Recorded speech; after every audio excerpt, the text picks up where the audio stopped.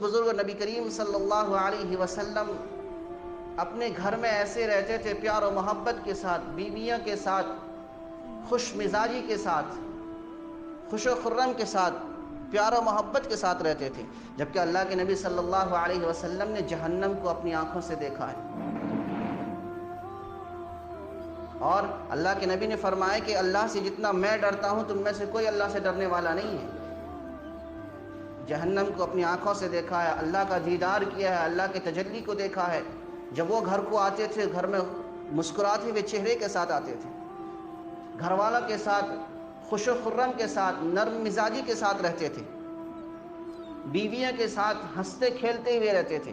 ایک مرتبہ کہیں جنگ کا موقع ہوا تو واپسی پر، جنگ سے واپسی پر عورتیں اپنے شوہروں کے ساتھ قضائے حاجت کے لیے چلی گئیں۔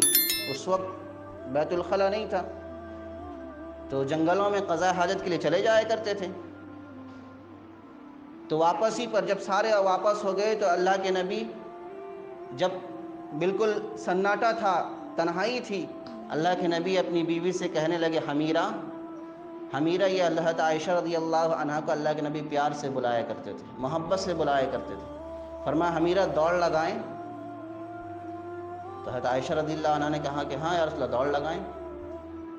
دیکھیں اتنا بڑا نبی جن کے صدقے میں پوری دنیا بنائی گئی، وہ بھی بیوی کی دلجوئی کے لیے کیا کر رہا ہے؟ دوڑ لگا رہا ہے۔ فرمایا دوڑ لگے نا؟ ہاں لگائیں۔ تو جنگل میں دونوں دوڑنے لگے تو حضرت عائشہ آگے نکل گئیں، حضرت عائشہ آگے نکل گئیں۔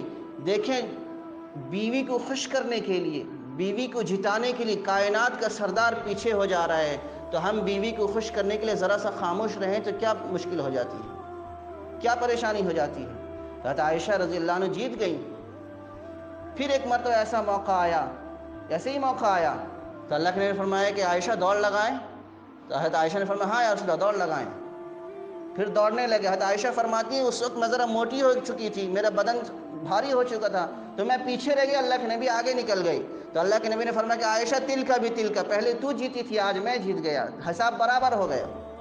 دیکھیں کائنات کا نبی جن کے صدقے میں اللہ نے پوری کائنات کو بنایا، وہ بھی بیوی کی دلجوئی کے لیے کیا کر رہے ہیں؟ دوڑ لگا رہے ہیں۔